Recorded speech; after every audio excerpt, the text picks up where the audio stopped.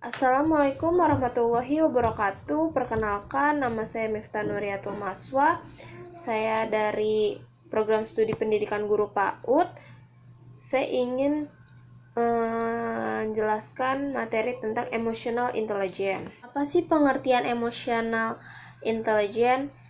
Emotional intelligence adalah kemampuan seseorang dalam menggunakan dan memahami emosi, baik emosi orang lain maupun emosi diri sendiri. Kita juga dapat mengontrol diri kita sendiri agar kita melakukan hal-hal yang dapat merugikan diri kita sendiri maupun orang lain. Tujuan emotional intelligence. Tujuan mempelajari emotional intelligence yaitu meningkatkan kesehatan fisik dan mental seseorang dengan emotional intelligence yang baik, mampu mengontrol emosi saat marah, peka terhadap perasaan orang lain. Ada 3 manfaat mempelajari emotional intelligence. Yang pertama, lebih sehat secara spiritual. Emosi adalah hal wajar yang pasti banyak dimiliki oleh orang lain. Meski begitu, kita harus mengendalikan emosi kita dengan baik. Jika kita mampu mengendalikan emosi dengan baik, maka pikiran kita akan stabil. Kita lebih mudah berkomunikasi dengan banyak orang dan kita akan merasa lebih tenang. Yang kedua, lebih mudah tenang dan jarang stres. Jika kita mengalami emosi yang berlebih atau tidak stabil, kemungkinan kita sedang tidak akan mudah tenang.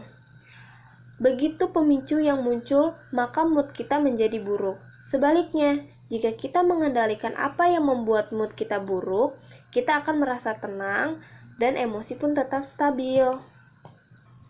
Yang ketiga, menerima keadaan dan bahagia. Menjadi bahagia adalah pilihan.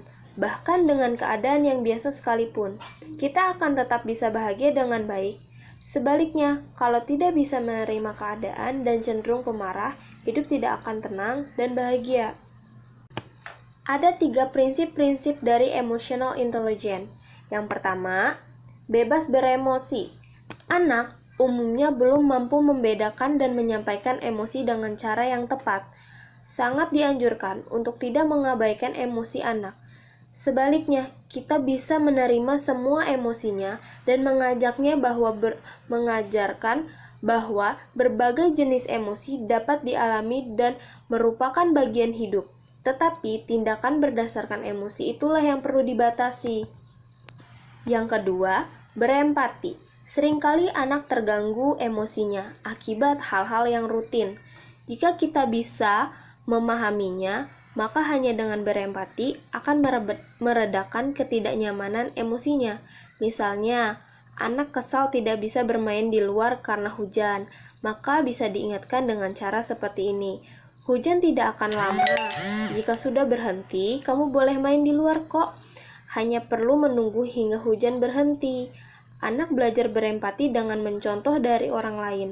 Seorang anak yang mampu berempati biasanya memiliki kecerdasan sosial yang baik. Yang ketiga, cari solusi. Emosi pada intinya adalah sebuah pesan yang menyatakan bahwa ada sesuatu yang terjadi di luar tubuh kita dan perlu direspon.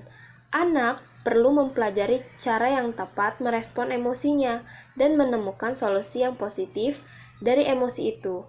Kita dapat mencontohkan hal itu padanya secara langsung agar anak terbiasa. Hambatan dan tantangan dalam memanajemen atau mengelola emotional intelligence.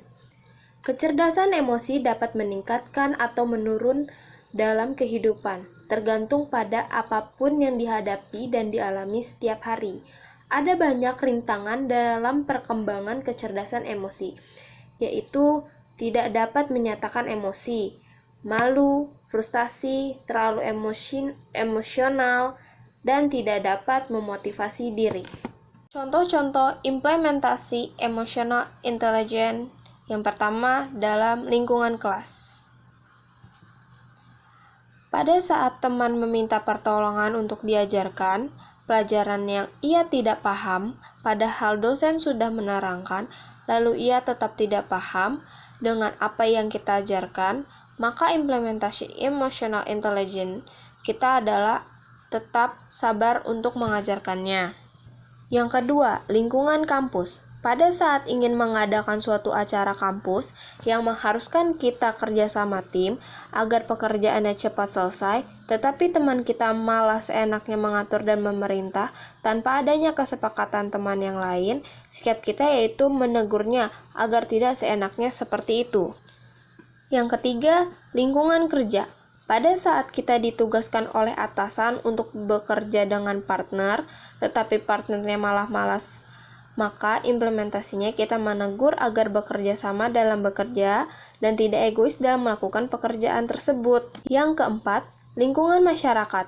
Ketika ia tinggal di lingkungan yang tetangganya kurang baik, yang selalu membicarakan apa yang orang lain lakukan, dan selalu menghujatnya tanpa ada bukti yang bisa membuat orang lain sakit hati, maka sikap kita menasehati orang itu agar tidak berbuat seperti itu dan berempati terhadap tetangga itu dan tetap tenang agar tidak ada keributan antar tetangga. Implementasi emotional intelligence dalam era digital. Implementasi emotional intelligence dalam kehidupan di era digital sangat perlu karena untuk pemahaman yang lebih mendalam, mencakup pola pikir dan empati seseorang terhadap orang lain. Kecerdasan emosional diperlukan untuk berkomunikasi dengan orang lain dengan cara tertentu. Ini berkaitan dengan keterampilan sosial dan cara berinteraksi kita dengan lingkungan di mana kita berada. Sebagai seseorang yang hidup di era digital, kita juga dituntut untuk mempelajari kemajuan teknologi yang berkembang saat ini, agar tidak tertinggal oleh kemajuan teknologi dan dapat mempermudah kita dalam berkomunikasi dengan seseorang. Yang kedua, implementasi emotional intelligence dalam era revolusi 4.0.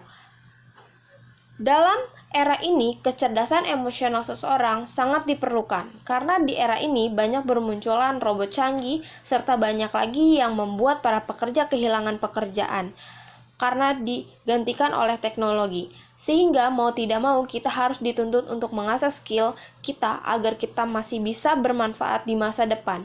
Namun di era revolusi pasti mempunyai kekurangan, yaitu bisa membuat manusia kurangnya berkomunikasi satu sama lain karena pengaruh teknologi yang bisa membuat kita kurangnya interaksi antar orang lain yang memungkinkan manusia memiliki kesalahpahaman serta permusuhan yang ditimbulkan di sosial media mereka. Yang ketiga, implementasi di era society 5.0. Untuk menghadapi era society ini, satuan pendidikan pun dibutuhkan adanya perubahan paradigma pendidikan, di antaranya pendidik meminimalkan peran sebagai learning material. Sekian penjelasan dari saya, kurang lebihnya mohon maaf. Wassalamualaikum warahmatullahi wabarakatuh.